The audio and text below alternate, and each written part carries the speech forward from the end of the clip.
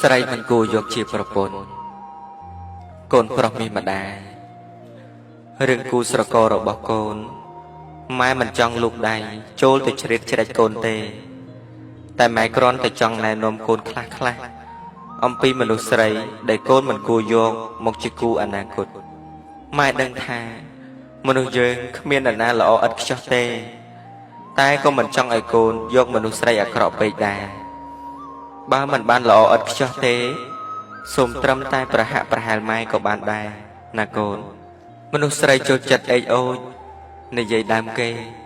ចាក់ចុចអុចអាឆ្កឹះឆ្កៀលឲ្យគេឆ្លុះទោសតែងគ្នាកូនប្រុសម្ដាយមិនគួរយកជាភរិយាឡើយមនុស្សស្រីមិនចេះស្រឡាញ់ឪពុកម្ដាយមិនមានចិត្តកតញ្ញូចូលចិត្តដើរលេងផ្លិតភ្លើនផ្លិចមុខផ្លិចក្រោយសម្បូរដោយល្បិចកលមកយា100ជំពូពូកែភូតភោកុហកបោកប្រាស់មិនស្គាល់ចាស់មិនស្គាល់ទុំមិនចេះសមរម្យរឹកពីឆ្មាំងឆ្មៃស្រីទាំងអស់នេះ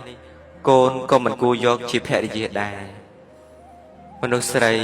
មានសម្រស់ឆើតឆាយខ្លាំងពេកសម្បូរបរោះចំរោមស្រឡាញ់ច្រើនអាងមានសម្រស់ចូលចិត្តដើរតាក់ទាញរីមុនស្នេហ៍ដាក់មនុស្សប្រុសមិនរើសមុខចូលចិត្តដើរលេងយប់ប្រលប់រំច្រៀងស៊ីផឹកចាយលុយខ្ជិះខ្ជាយមិនចេះស្រឡាញ់ខ្លួនបណ្ដែតបណ្ដោយឲ្យបរោះទាំងឡាយប៉ះពាល់បានដោយសេរីនិងមិនចេះទុកដាក់ថែរក្សាទ្រព្យសម្បត្តិមនុស្សស្រីបែបនេះបើកូនយកមកជីវិតនឹងរលាយរលត់មិនខានមនុស្សស្រីដែលឲ្យតម្លៃទៅលើតែសម្ភារៈនិយមហឺហាស៊ីវិល័យស្រឡាញ់តែមាសប្រាក់ជាងទឹកចិត្តជាពិសេសស្ត្រីដែលឈ្មោះថាជាប្រពន្ធគេកូនក៏មិនគូគិតដល់ដែរ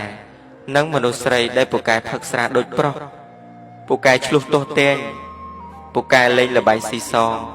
ពូកែដើរលេងមិនគិតកូនមិនគិតប្តី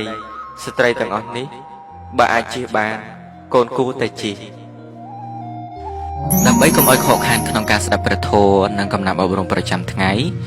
សូមចូលទៅកាន់ Facebook Page ជឿនវណ្ណី Page សូមចុច Like ឬ Following និងបើក Notification ជ្រើសរើស First ជាការស្រេច